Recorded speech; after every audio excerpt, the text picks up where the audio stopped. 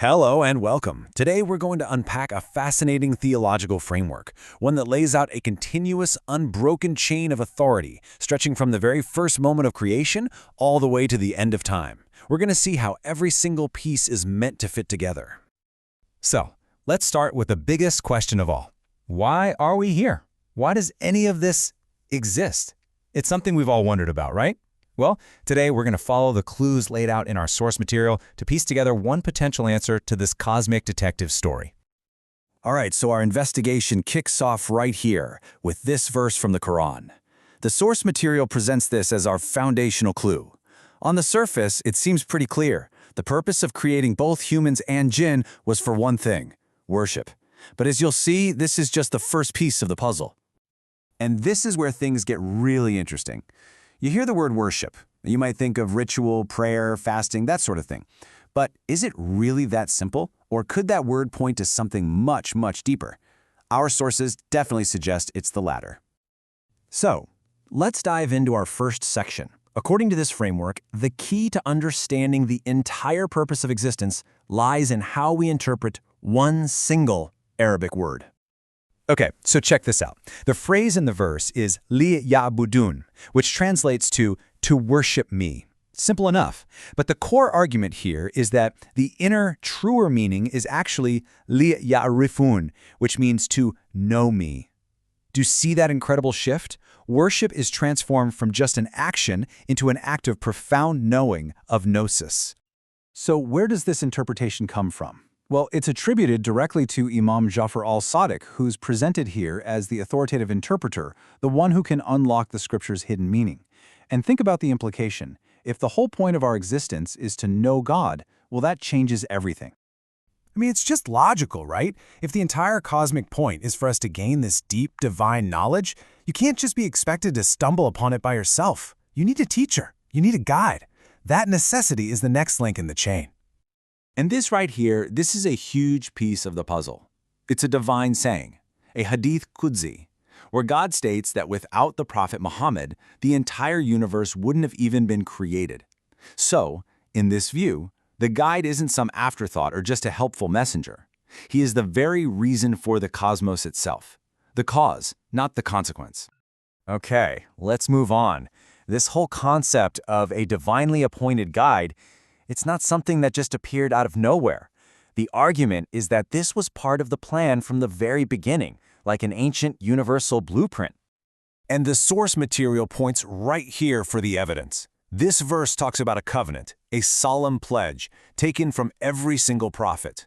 Think about that.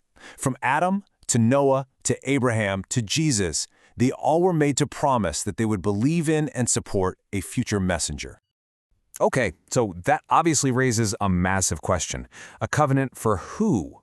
The verse mentions him, but who is this singular figure so important that every prophet in history was sworn to support him?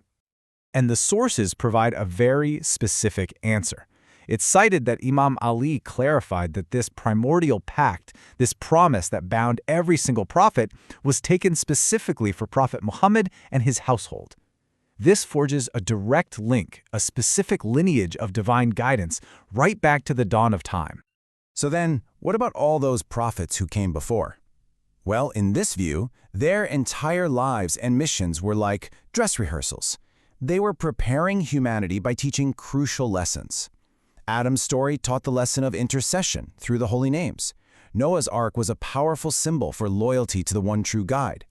Abraham's incredible trials earned him the rank of imam, or divinely appointed leader, setting the stage. And Moses appointing Aaron as his successor, that's seen as a direct blueprint for what was to come. All right, so after millennia of these dress rehearsals and preparations, the stage was finally set. And that brings us to our third section, the moment this ancient primordial plan was finally declared out in the open. This is a monumental verse. It speaks of a specific day on which religion itself was perfected and God's favor was completed. I mean, just think about that. What could possibly happen on one single day that could perfect an entire faith for all of time? Exactly. What happened? And the sources we're examining don't treat this as some vague, symbolic question. They argue, no, this verse is pointing to a very real, very specific event in history. And here's the answer. According to Imam al-Baqir, that day was the day of Ghadir Qum. And the favor that perfected the religion was the public declaration of the wilaya, the spiritual guardianship and authority of Imam Ali, designating him as the prophet's successor. This was the moment the blueprint was made public. Okay, but that raises another huge question. Why this specific family? What makes them uniquely qualified for this incredibly central role in the cosmos? The argument presented is that it's not about politics or tribe, it's about a unique spiritual status. Now, before we look at the verse that explains this, we have to understand one tiny but ridiculously important Arabic word, innama. Think of it like a linguistic velvet rope. When you see this word, it fences off the statement. It means what's being said applies exclusively to the subject and nobody else. It means only, or none other than.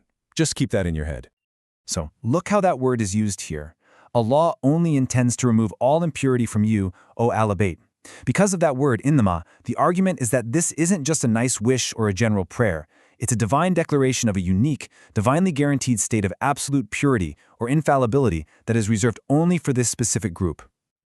So, who exactly is the Ahlul Bayt being talked about here? Well, to remove any ambiguity, the sources point to the famous event of the cloak, or Hadith al-Qisa. This is when the Prophet physically gathered these 5 individuals under his mantle and explicitly identified them as the ones this verse of purification refers to. All right, we've come so far down the chain. We've gone from the purpose of creation, to the ancient covenant, to the purified guides, and to their public appointment. So what's the end game? Where does all of this lead? That brings us to our final chapter. The Quran makes a clear and powerful promise.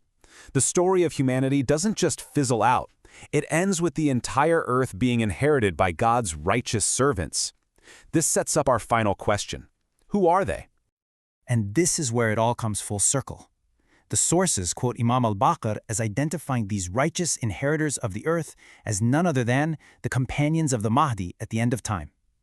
So the original purpose of creation, to know God through a guide, finds its ultimate fulfillment in the just global government of the final guide. And so, this system presents itself as this complete, self-contained, and perfectly closed loop. From the primordial need for knowledge, to a covenant with all prophets, to a public appointment, to an eschatological promise, every piece is designed to connect. And that leaves us with one final, very provocative thought to consider. What are the implications of such a tightly woven, all-encompassing chain of authority?